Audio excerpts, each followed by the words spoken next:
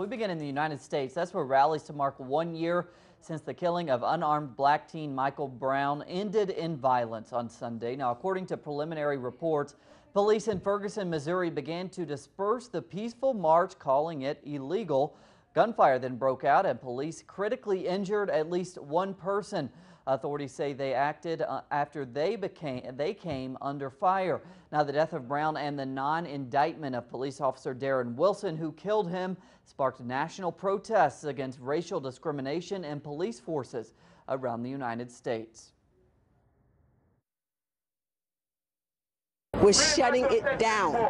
We can't say, hey, you know what, the police are doing their job, it's the law. Listen, slavery was the law, okay? And yes, they are doing their job. And I hear this thing about, you know what, there are good cops. If you are a good cop, then you make a difference. But if you don't make a difference, then you're just as bad as those bad cops. Meanwhile, we go to Texas now. Another unarmed black man was shot and killed by police officers on Friday. Officials say that 19-year-old Christian Taylor was shot multiple times at a car dealership during a confrontation with Officer Brad Miller. Now, audio linked to local press appears to contradict the official police account. The FBI has been invited to assist in the investigation.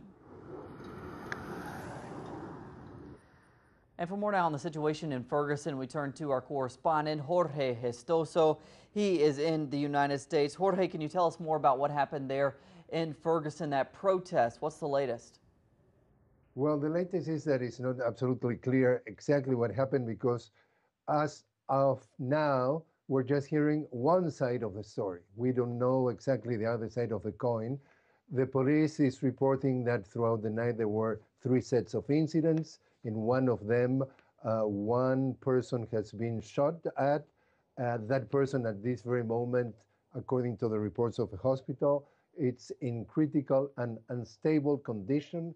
The authorities hasn't revealed the identity of that victim, but his father did. We're talking about Tyrone Harris of 18 years of age.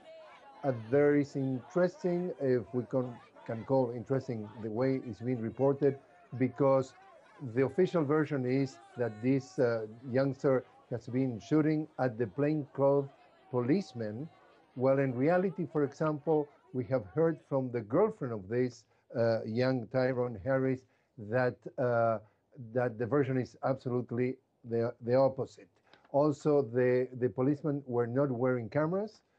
The issue is that the bottom line is that, for example, that movement that we call Black Lives Matter say that rather than the public opinion being concentrated on the fact that in the first year nothing really important or relevant has been voted by the Congress of St. Louis or the Congress of Missouri about police reform. Now the headlines, again, we're talking blacks as equivalent of violence and people that, for example, now the police are calling the persons who were exchanging fire with the policemen criminals. They say that they were not part of the protests.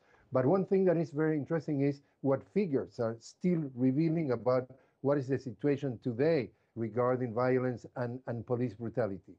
The Washington Post is reporting that as of this past Friday, 585 incidents haven't taken place where police were killing people. Out of them, 60, there were people that were unarmed. Out of the 60 people killed that were unarmed, 40% of them were black men. 40%, but black men represents only 6% of the US population. So there's still a large disparity of black people being target of police brutality or police shootings at this point. All right, Jorge, and we only hear about a very small fraction of those cases in the media, but we know that it happens more than we hear about. Jorge Gestoso with the latest out of Ferguson, Missouri. Jorge, thank you.